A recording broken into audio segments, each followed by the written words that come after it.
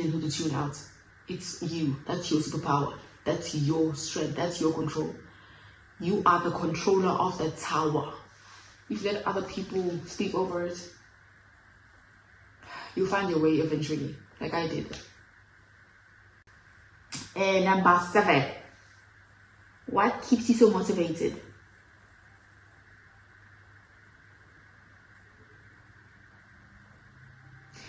My undeniable purpose on this planet, on Earth. It's like it's I don't even know how to describe it.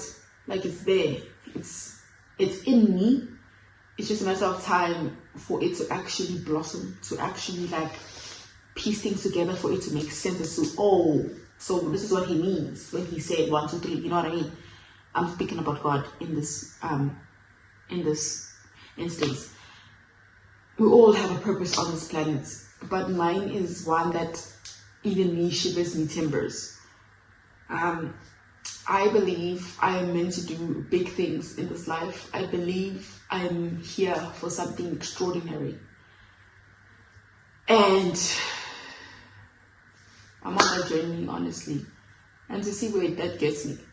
Because the things that I've gone through, guys, the things that I know I'm still going to go through, crazy. But not only those things, not only circumstantial, it's easy. Yes, that word. Not only that, those circumstantial situations, but that feeling in you. That's like, Joe, you are still here. You haven't seen anything yet. You still think, Papa, listen, Chief. But yeah, that's what keeps me motivated. That feeling, that hope, that faith that it's not the end. There's still more. Even when things don't look okay, even when things look like they're turning upside down, literally.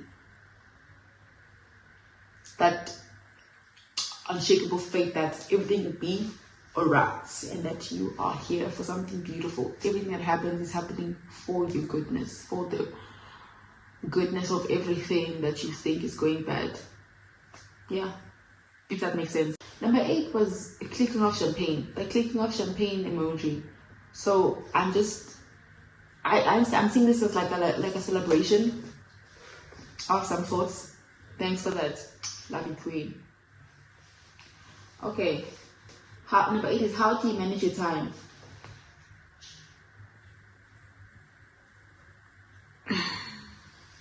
I try to wake up as early as possible to get all my things, my ducks in a row. I try to organize my meetings. I try to organize everything I have to get done in that particular day, so that I know exactly what I need to get done. Obviously, those that know me or that pay attention, I wake up really early in the day. If I don't wake up early in the day, I'm up late at night doing something or figuring something out. That's how I work. I work like that. Time for me doesn't matter, guys. I'm going to be honest with you. Time for me doesn't matter. I can wake up at 1 o'clock and start cleaning. I can wake up at 1 o'clock and start doing my books. I can wake up at 1 o'clock and start my day at 1. That's how I am. I know it's very unhealthy, but there's nothing else I can do about it. Like, really, but in a realistic form, like in terms of like having to go to school, having to go to work, having to do everything that I am obligated to do in my daily life. 5 o'clock, we're up doing something. The day ends around 9-ish. And in the time after that 9-ish, I'm doing something that's either growing me or I'm sleeping. I love sleeping. Sleeping is nice because I know that I keep myself busy, and I need to catch up the hours that I keep myself awake for that time. I don't know. Because I learned something in economics last year, where it's like the time that you used to study is the time that you could have used for sleeping, but you chose studying. The time that you used for sleeping and not used for study, that balance, that back and forth that I used to like thinking myself. So I feel like that's how I manage my time. I manage my time with trying to put things into place and getting them done when I can get them done. If I can't get them done, I reschedule it and put it in another slot. Every minute, an hour for me counts. Basically what I'm trying to say to you. So early in the morning, late at night. That's how I work. That's how I manage my time. because anything can pop up, and I'm on standby. I need to do my schoolwork and have work. It's a balance, but I do it the Amashe way. Me going up and down like that is not going up and down for no reason. I'm actually cooking. I think, for the most part. That's how I manage my time. I'm trying to get at those boards where you write down, at this time I'm doing that, this time I'm doing that. It's not working out. My phone is what I use now. If not my phone, I write it on my diary or my journal that I'm gonna do 1, 2, 3, 4, 5, 6, 7, 8 today. Hopefully I get 70% done. If I don't get the 70% done, the 30% I continue on the next day or next week. Hopefully it's a Friday when I have to get that 70% done so I can focus it on Monday. Tomorrow's Monday. Yep. Number 8. Oh, sorry. Number 10. Top 5 moments you'll never forget. Top 5 moments I'll never forget. I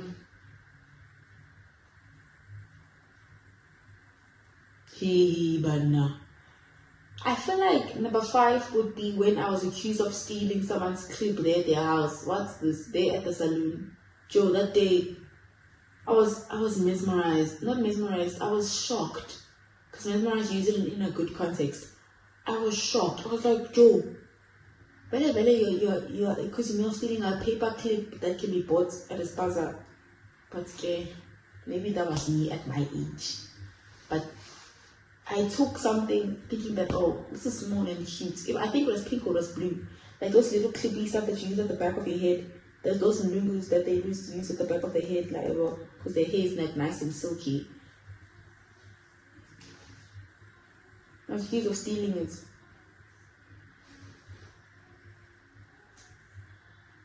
Womp womp. But I'm sorry. And guys, I wasn't really innocent growing up. And another one was when I was caught using someone's Wi-Fi. Like I used to go to this person's house solely to use their Wi-Fi. I used to use their Wi-Fi until they caught me and came to my house and started shouting at me. And so I felt bad and I stopped. But yeah, that was number 4 for me. And then number 3.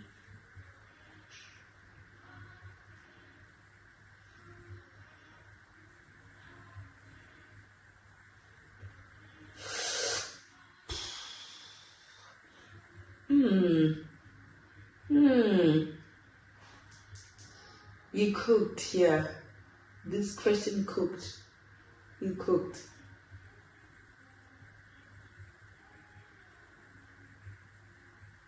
Yo, how you go, guys?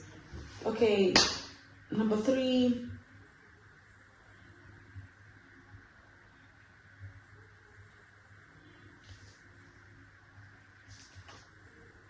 Oh, grade 5 exam time. Yeah, this day I asked Mr. Kutsia to go to the bathroom. What does he say? He says no. What do I do? I wear my pants because that was actually a pivotal point in my life. Because I could have decided to act like a shy girl, but I actually stood up and I was like, I did it. And that was ballsy of me, bro, especially in primary school. That was ballsy of me. But I did it anyway, because guys, if you're throwing stones, what do? You catch them. It's either you keep them there at the side to let them continue catching, or you take the same stone they threw with, you throw them back harder, with more faster speed or pace. So I'm not your friend, me. I never was. Look at them now. Sorry. Number 2 would be my pivotal points in academics in my high school career. like that for me.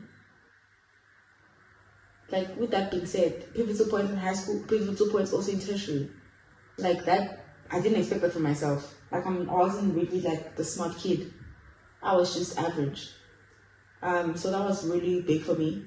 And yeah, the number one was my actual, like, I took it upon myself to have the responsibility, not only for me to walk with God, but for my siblings too, to also walk on the same path. And also show them the way that this is the right way, this is what we're supposed to do right, But also trying to stay true to my roots. Because I can't go like blank, full out, that kind of thing. Because at the end of the day, I'm Zulu. I get that I must defy God's will, and I try not to do that. But it's a transition. It's a balance. I'm not trying to stay on the dark side, because that's not the dark side. You see this track, ne? It's something on its own that's a different category. But I'll leave you with this. God did not make herbs. God did not give you plants, trees, flowers, yonke, and say they're just there for nice things. They're just there for sightseeing. They are there for a reason. There's a reason why the Khoisan, our ancestors, used it to give them medicine, to give them remedies, concoctions, whatever it is that they use. There's that. And then there's people that use that same thing for evil. Now that's a different story. I'm talking about this good one. How there's also demons that are fallen from heaven that are now demons, for angels that fall into hell, now demons. How there's angels up there still in heaven that are still serving God. That's how it is. That's how I feel like that's how everything will be. But say what you will. Okay, and then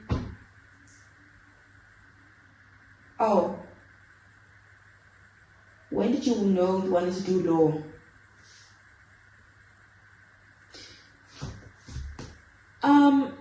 A person asked me, Amasha, what do you want to do with your life? What do you want to do when you're at tertiary? And I said to her, I don't know. Like, I genuinely don't know. And I was like, but I have an opportunity to like do stuff there when I get there, That was my mindset. I was like, yeah, that's what I'm gonna do. I think it's like grade 10, grade 11. I'm gonna do those things when I get there. That's when she kind of gave me like a wake-up call. Where she was like, it doesn't look like that. We don't get there thinking you can browse there. No.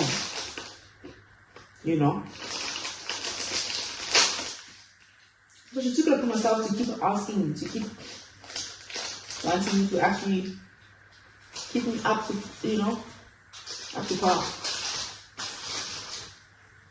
And I'm kind of grateful for that. Without that, I wouldn't have actually like looked within myself and asked myself, who do I want to be? Because I knew the purpose, or I knew the objective, but I didn't know what career. And so I looked at what I want to do in terms of my humanly self, and I was like, change the world, do good things, help others, but kanjani. And I said law.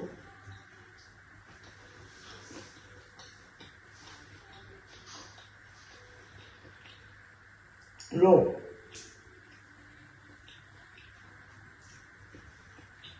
That's what I want to use. That's the avenue I want to use. And I'm doing it till now. So, not looking too shabby, not looking too bad. But once again, I don't want law to restrict how many tables I can sit at. I see myself sitting in many tables, not only one. So, law is primary, but Don't be shocked when you see me doing something else that's not even related to law. But law is a primary one. It's gonna be my first baby. My first, you know. But yeah, that's when I knew I had to do law. It's a calling.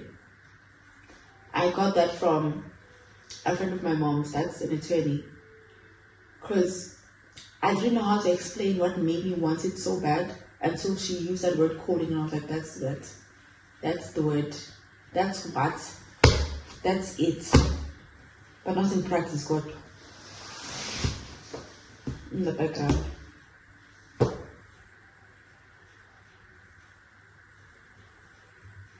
But we'll see, yes, we'll see. But I'll be in the background there doing things, changing the world in the background. To be seen and to be known is something else, guys. I don't know.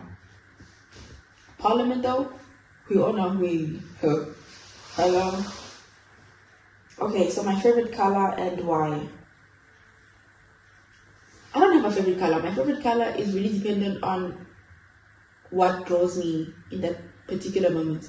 One day you'll see me wear full blue, another day you'll see me wear green, another day you'll see me wear pink. I'll be wearing white, I'll be wearing black, I'll be wearing red. Whatever draws me to that specific color in that specific season, that's the color. That's the color of the occasion. That's the go-to. I don't have a favorite color because of that very reason. I am adaptable, I can change. So I guess I like all colors. No color is superior than the other, except for that time where it's more lensed in than the others, and then it changes to the next. It's like that with me. Like, it's colors are nice. Like, for example, it's black and it's white. It's nice. Then the next thing you know, I'll want red. That's how I am. So that answers your question. And then number 13 is what pushed you into pursuing law? Same as the last question. The third last question.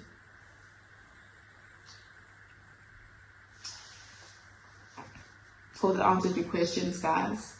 This has been lovely. I hope I stuck to the script. Hope I stuck to the program, that I answered the questions properly, that you guys understood and could articulate what exactly that I was trying to mumble to you guys, because guys, I speak a lot.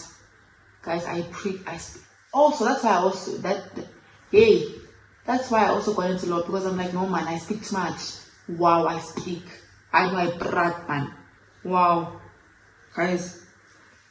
But yeah, that's how I got into law. Law is a very broad, it's a very, very broad career. It can open crazy doors.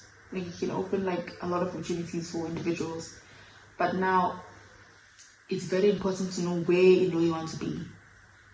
That's where the trick is. If you choose wrong, you'll be miserable. And to actually understand that you're being miserable now, it's gonna take you a while for you to be like, when I start from number C when I'm at number F. That's what we're dealing with. It's life, guys. It is what it is. Yeah, but like overall everything, I try to be humble. I try to be in tune with myself. I try to be helpful where I can be helpful, but I also make sure that I'm not taken advantage of in the process. I'm learning a lot about myself. I'm learning a lot about who I am becoming. And yeah, that's life, guys. See you in the next one. Bye for now. You'll be right in the shop. You'll be alright. You'll be safe. This year will be a great one. Feel it.